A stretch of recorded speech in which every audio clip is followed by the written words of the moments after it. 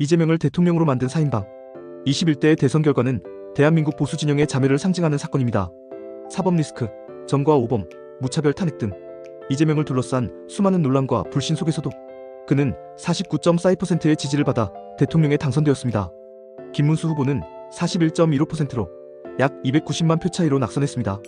많은 국민들은 이재명이 대통령이 될 수밖에 없었던 것이 아니라 보수가 이기지 못할 수밖에 없는 선거였다고 말합니다. 그 말은 틀리지 않았습니다. 보수가 이 선거에서 패배한 이유는 외부에 있지 않습니다. 내부에 있습니다. 그 시작과 가장 큰 책임은 단연 윤석열 전 대통령입니다. 윤석열 전 대통령은 헌정사상 초유의 사태인 계엄령 탄핵의 당사자입니다. 그는 재임 중 계엄령을 발동하며 국회를 무력화하고 정권 유지를 위한 초법적 수단을 실제로 실행했습니다. 이 불법 행위는 헌재에 의해 헌정질서 파괴로 규정되었고 결국 탄핵이라는 결말로 이어졌습니다. 현재 그는 내란 혐의로 재판을 받고 있으며 그 책임의 무게는 단순한 정치적 실책이 아니라 역사적 죄책입니다. 보수 진영이 언제나 강조해온 법치와 헌법 수호의 가치를 스스로 부정한 대통령, 그것이 바로 윤석열입니다. 더구나 그의 부인 김건희 여사의 각종 의혹, 도이치모터스 주가 조작, 허위 이력, 무속 논란 등은 대통령 부부 전체를 둘러싼 신뢰 위기를 심화시켰고 그로 인해 보수 전체가 도덕적 기반을 잃고 중도층에서 결정적으로 이탈당했습니다.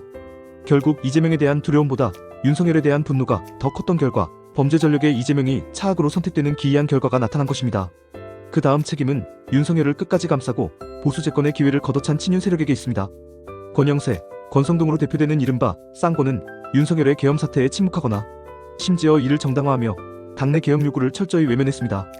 김문수 후보가 여론과 당원들 사이에서 정권 교체의 상징이자 유일한 대안으로 주목받고 있었음에도 이들은 기득권 유지를 위해 한덕수라는 후보를 갑작스럽게 교체 등록시키려는 시도를 벌였습니다. 이른바 후보 교체 쿠데타입니다. 당원들의 거센 반발로 무산되었지만 이 과정에서 보수 정당은 당원, 민주주의와 정체성마저 포기한 집단처럼 보이게 되었습니다.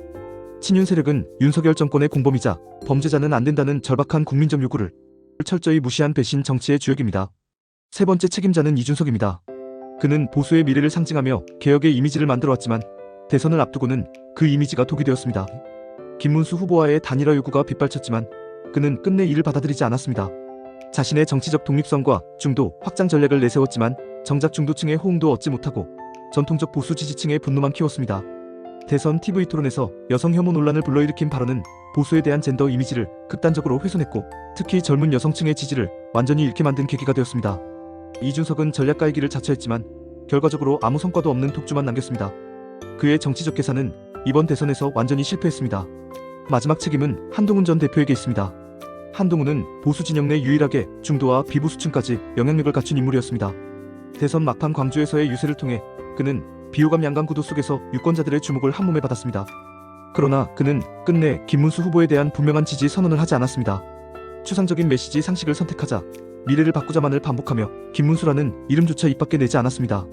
그 영향력과 지지 확장력을 감안할 때 그가 단 한마디만 나는 김문수를 지지한다고 말했다면 결과는 달라졌을 것입니다.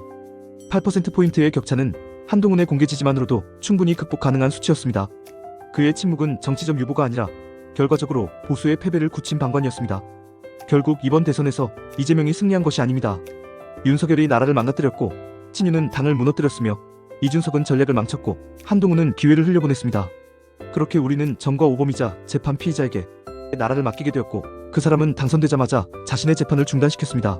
사법 정의는 무너졌고 법치는 무력화되었으며 공화국의 기본 질서가 흔들리고 있습니다. 그 책임은 외부에 있지 않습니다. 내부의 배신과 침묵 그리고 오만한 무능이 만들어낸 자멸의 결과입니다.